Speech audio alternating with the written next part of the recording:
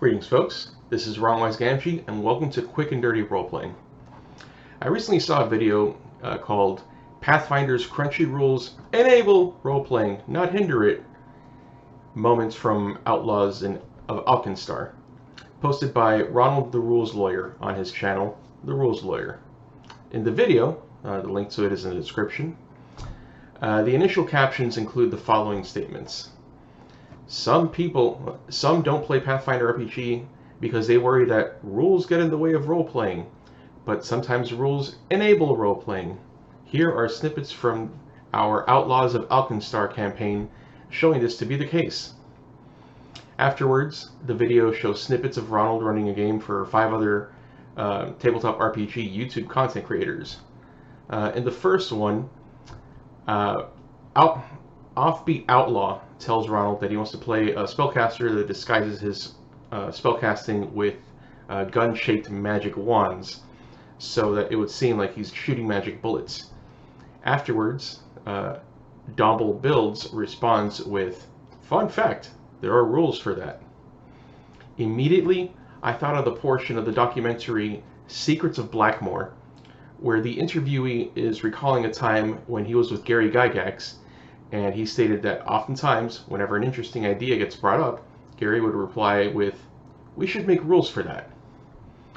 We can see Gary's legacy of rules for everything in Domble Build's response. The problem I see with this mentality is that it veers away from your character can try anything within their capabilities, a foundational premise of tabletop role-playing, in favor of, if the rules don't say you can do something, you can't. A foundational premise for board games, let alone almost every other finite game. To that, one can respond, the rules in Pathfinder, or any other crunchy game, simply go out of their way to explain every possible capability that your character has. While there is some merit to this argument, its implementation takes precious time at the game table. It causes bloated word and page count in the rulebooks. It requires time and effort to master such a crunchy rule system, time that can be better spent on prep, and it enables a dependency on the rules as written. During the time when a game master and their gaming group haven't memorized the rules to a degree where they don't need to look them up in order to figure out how to handle game procedures, they either pause the game to look up the rule in order to maintain consistency or to take advantage of a character's capabilities, or they wing it for the sake of speed of play and maintaining momentum, which indicates that the rules are bloated. There have been many a session within my years of gaming where this has been the case. If the game master has mastered the rules and they can adjudicate their less learned players' actions on the fly, that's a dream scenario for the players. For the GM, however, unless this kind of stuff vitalizes them, as I suspect would be the case for Ronald the Rules Lawyer, this level of effort is very energy intensive and over time will lead to burnout. Players, take care of your GMs as if they were your car. If your car breaks down, you're not going anywhere. But in this instance, if the GM breaks down, your game isn't going anywhere and will likely fizzle away. There's also a matter of crunch for the sake of simulation. In order to maintain a certain level of verisimilitude, a certain level of crunch is needed, such as rules for holding your breath, rules for falling damage, etc. When taken to the extreme, however, the rules are essentially trying to calculate the world, which is a task better suited to computers rather than game masters. As reference material, such rules are great, and it would behoove game masters to familiarize themselves with them just to get a sense of what's what.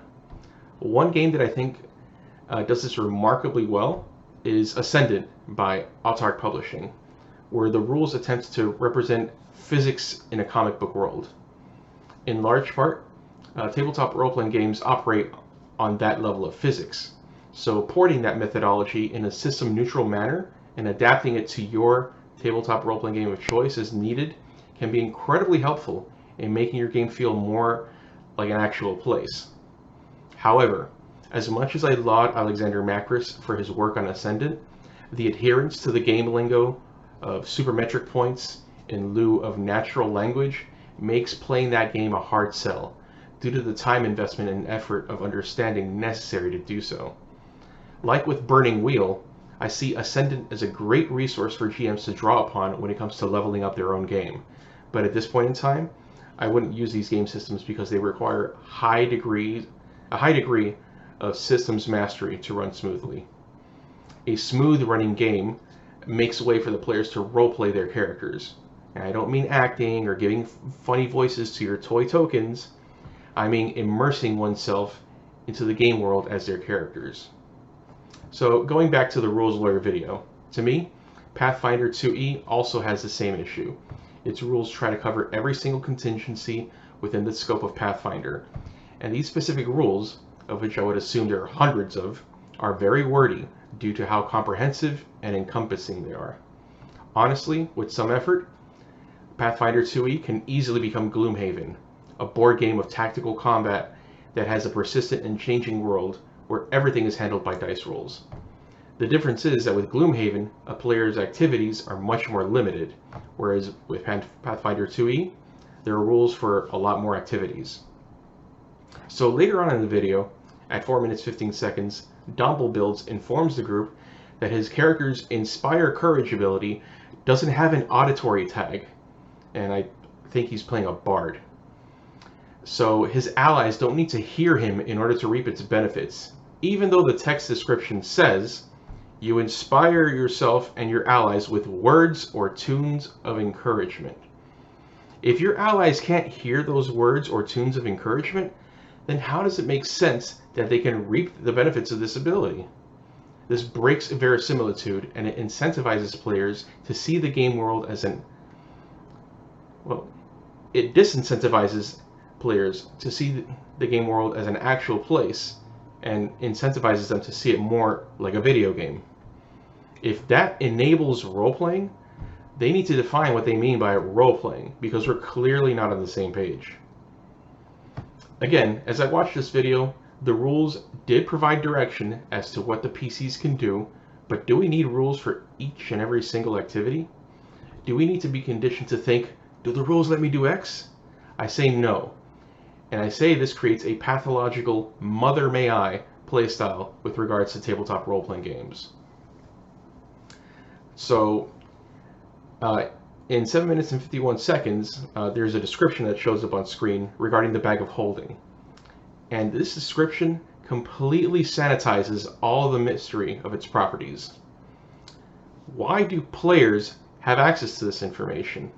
Why would it make sense for their characters to know that a living creature placed inside of the bag of holding has enough air for 10 minutes before it begins to suffocate, and that it can attempt to escape against a DC of 13? What if the creature inside of the bag of holding increases their size dramatically, requiring more oxygen per breath taken? Or what if there's more than one creature inside the bag of holding? You know, they're consuming twice the amount of air if they're relatively same size. Or why do all bags of holding have the same oxygen allotment or the same difficulty to escape it? The way the players talk about the bag of holding is so gamified. How does this enable role-playing in the game world? Also, the vast majority of the conversations shown in these clips are so rules-oriented and detached from the narrative, I get a sense that they're just playing a skirmish game, because this is how Pathfinder 2e presents itself. The rules presentation informs players of how to play the game, and, on a subtler level, how to talk about the game in-game. There are moments of the players being in character, but that's overshadowed by all this out-of-character talk about the rules, the rules, the rules. This reliance on rules to dictate outcomes, also subtly trains players to become suspicious of whenever the game master makes a spot ruling. Oftentimes, a reliance on analysis and intellectualization atrophies the gut-level reaction that spurs spot rulings, which is what's needed for maintaining momentum of play. And part of the craft of a great game master is the ability to understand the game's core mechanics and to extrapolate from them via techniques such as like a mathematical quid pro quo and whatnot. If the Game Master is simply an administrator of the game's crunchy rule set, they limit themselves to what the rules say and become a slave to them. They're called Game Masters for a reason, not game slaves. I get that for a lot of people, the board gamey aspect of D&D and Pathfinder is their jam, because it appeals very much to analysis and intellectualization. But when these games have such a strong focus of trying to gamify as many activities as possible, it seeks to erode imagination and creativity by putting everything into boxes. And that's why, overall, my sentiment is the opposite of Ronald's video title. Pathfinder's crunchy rules hinder role-playing, not enable it. If you like or dislike anything you've seen in this video, please give it a like or a dislike and leave a comment. Subscribe if you want to support my channel, and if you really want to support my endeavors, head over to my Patreon and become an appreciated trooper. The link is in the description.